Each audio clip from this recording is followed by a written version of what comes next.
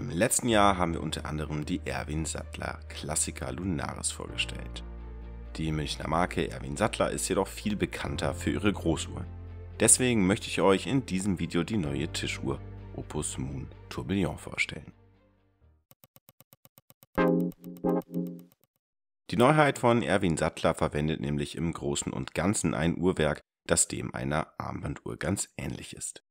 Im Gegensatz zu vielen Wanduhren der Marke verwendet sie nämlich eine Hemmung mit Unruh, die bei der Opus Moon dann aber sogar noch als Tourbillon ausgeführt ist. Erfunden hat diese Spielart der Hemmung der französische Uhrmacher Abraham Louis Breguet, um die Auswirkungen der Schwerkraft auf die Unruh einer Taschenuhr zu minimieren. Die Konstruktion gilt als höchst kompliziertes Unterfangen, das nicht jeder Uhrenmarke gelingt. Bei Armbanduhren besteht ein berechtigter Zweifel an der Sinnhaftigkeit der Konstruktion, da diese ihre Position bei jeder Handbewegung verändert und der ausgleichende Effekt gar nicht zum Tragen kommen kann. Zumindest nicht in dem Maß wie bei einer Taschenuhr, die den Großteil der Zeit senkrecht in der Westentasche steht. Bei einer Tischuhr sieht das ganz anders aus.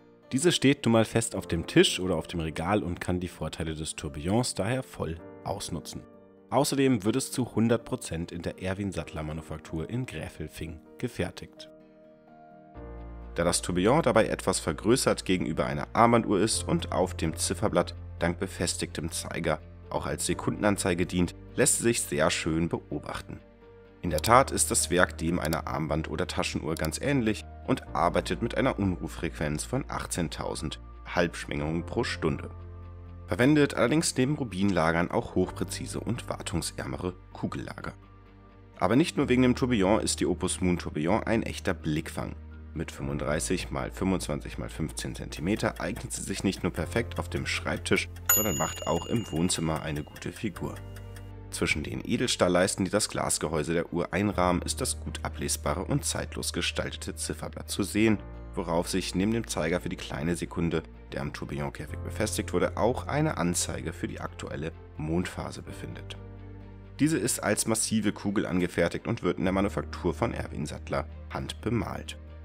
Stunden und Minuten werden durch thermisch gebläute und durchbrochene Zeiger angezeigt, die über das rechteckige Zifferblatt mit handpolierten Stundenmarkern kreisen. Um Minutentourbillon und Mondphasenanzeige weiter hervorzuheben, sind die Komplikationen innerhalb von sogenannten Trichtern mit eingesetzten Brillanten, davon ganze 24, ins Zifferblatt eingesenkt. Umrandet werden sie außerdem von handgejochierten Elementen, die entweder routiniert, also silberfarben ausgeführt sind, oder wie beim gezeigten Modell vergoldet sind. Durch das verglaste Gehäuse ist es möglich, den Großteil des Uhrwerks aus der Manufaktur einzusehen. Zum Beispiel von der Seite, an der auch eine Gangreserveanzeige angebracht ist. Durch Aufziehen der Feder mit dem mitgelieferten Schlüssel läuft die Uhr für bis zu 15 Tage autonom.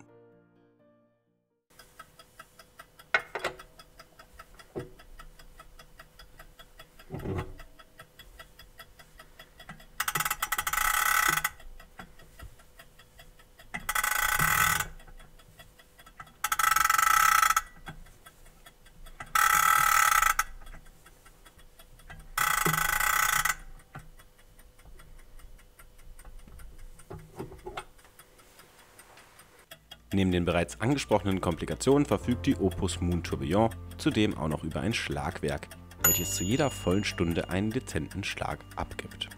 Die Mechanik des sogenannten Passageschlags kann man auf der Rückseite der Uhr übrigens auch bewundern. Wie sich das anhört, haben wir natürlich nochmals gesondert aufgenommen.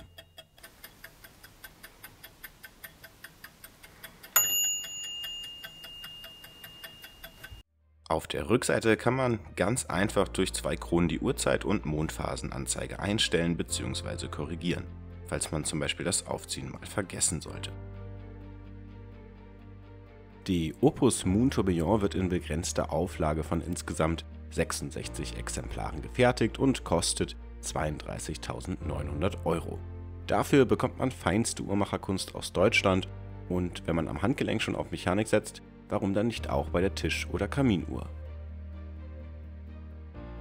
In der nächsten Ausgabe von Armbanduhren, die am 28. Juni 2024 erscheint, geht es unter anderem um deutsche Uhrenmarken und wir verlosen einen Uhrenbausatz im Wert von 3.300 €, der ebenfalls aus der Manufaktur von Erwin Sattler stammt. Ich hoffe, der Exkurs in etwas größere Dimensionen hat euch gefallen. Wenn ja, würde ich mich über einen Daumen nach oben und ein Abo freuen. Vielen Dank dafür und bis zum nächsten Mal.